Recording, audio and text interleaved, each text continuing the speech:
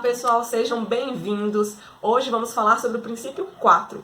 Encontre oportunidades na adversidade.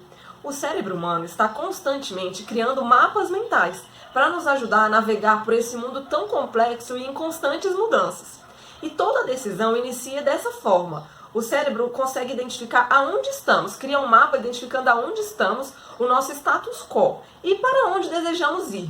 E vai irradiar diversos caminhos. A quantidade desses caminhos vai depender de acordo com a complexidade da decisão que precisamos tomar e também da nossa clareza no momento que estamos pensando nisso. Então as melhores decisões são tomadas quando temos clareza e criatividade para conseguir enxergar todos esses caminhos e aonde cada um deles nos levará.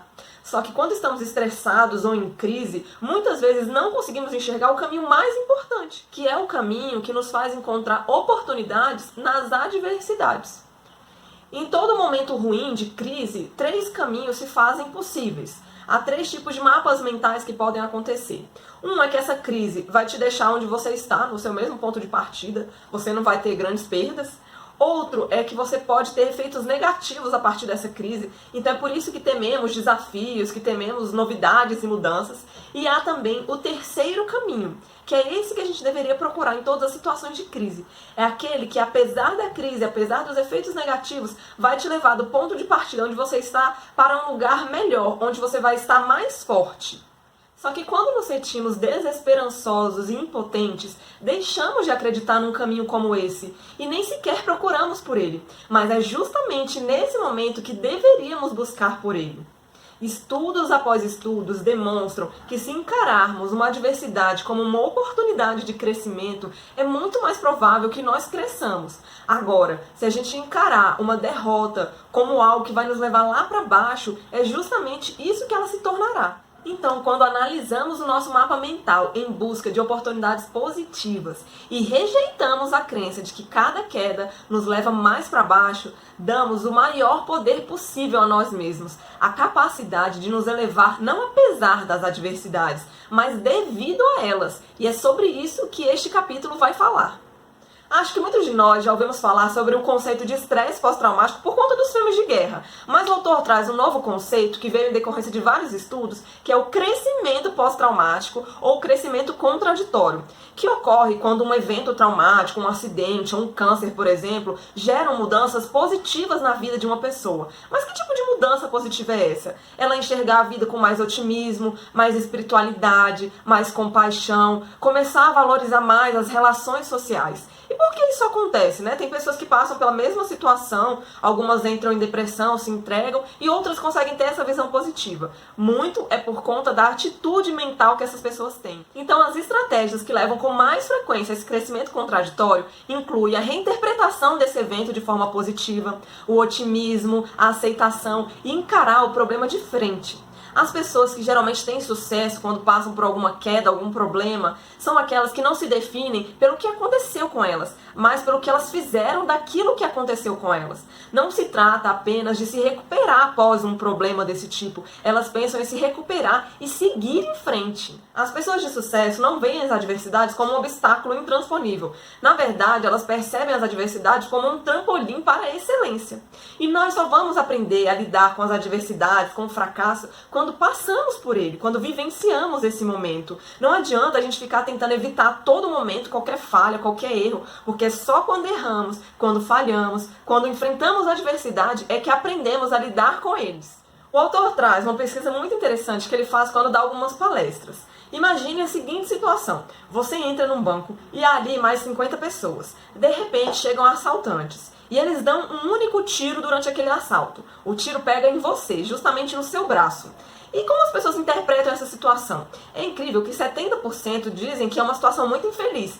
Já os outros 30% consideram uma situação de sorte. Como pode as pessoas interpretarem de forma tão diferente? E você, consideraria que teria tido sorte ou foi um evento muito azarado? Quem está dentro do grupo de 70% pensa o seguinte: nossa, tinha 50 pessoas ali, como é que o tiro foi acertar justamente em mim? Já quem está no grupo dos 30% pensa, nossa, ainda bem que foi no braço, que não foi em outro lugar mais difícil, ainda bem que não pegou numa criança, num idoso. Olha a diferença de pensamento, né? Mas o cérebro faz a mesma coisa para esses dois tipos de pessoas. Ele cria, ele inventa um fato alternativo. E o que seria isso? Seria uma segunda opção que te permite comparar para ver se aquilo ali que aconteceu com você foi positivo ou negativo. Quem teve uma mentalidade de que estava sendo azarado naquela situação, criou um fato alternativo onde havia mais 50 pessoas para serem baleadas, não precisava ter sido ele. Já quem se considerou sortudo na situação, criou um fato alternativo de que poderia ter sido baleado na cabeça e foi só no braço. O interessante dessa história toda é que o fato alternativo é uma situação hipotética e está sobre a sua decisão escolher se vai criar um fato alternativo onde você se sinta desamparado ou onde você se sinta sortudo. Quando você cria fatos alternativos que te fazem sentir sortudo, isso te dá mais motivação, te leva à ação. Já o contrário vai te levar à paralisação, a ficar com medo. E além disso, te faz sentir pior. E aí você dá mais poder e influência para a situação do que na verdade ela deveria ter.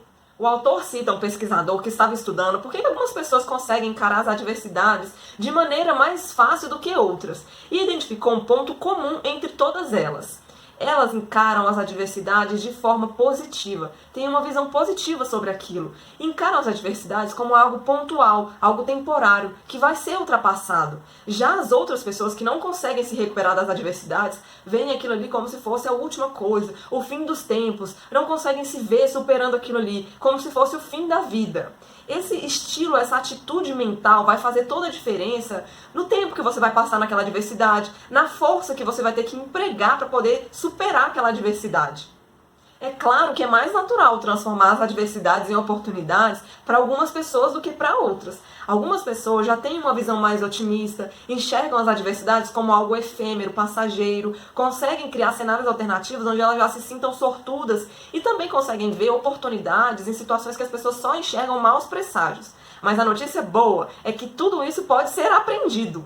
Um caminho para nos levar a enxergar a adversidade como oportunidade é o modelo ABCD. Traduzido para o português fica adversidade, crença, consequência e contestação. A adversidade é um evento que nós não temos como mudar. A crença é o que acreditamos em relação àquele evento e como o interpretamos. Nós achamos que ele é temporário ou permanente. É pontual ou é generalizado? Conseguimos nos ver transpondo aquela adversidade ou é algo intransponível? Se você acredita que as adversidades podem ser transpostas e são passageiras, isso te dá mais chances de ter consequências positivas. Agora, se você acredita o contrário, que a adversidade é algo permanente e intransponível, isso vai te levar à inação, a uma sensação de desamparo e a consequências negativas. Aí entra a contestação, que é, em primeiro lugar, você se convencer de que a sua crença é apenas uma crença, não é um fato. E depois disso você vai desafiá-la ou contestá-la. É recomendado que você faça isso até em voz alta, que você verbalize isso. E comece a tecer uma série de perguntas que vão se questionar sobre essa crença. De fato, essa adversidade é intransponível? Eu não tenho outro caminho? Se um amigo meu pensasse dessa forma, eu ia deixar ele seguir por esse caminho? Eu não consigo ver nenhuma saída além dessa adversidade? Isso vai te fazer enxergar aquele problema de forma distanciada. Então você vai conseguir ter mais clareza, usar mais o seu lado racional para analisar toda aquela situação. Lembre-se que sempre há um terceiro caminho onde podemos enxergar oportunidades na adversidade. E que ter sucesso não é nunca cair, ou somente cair e se levantar.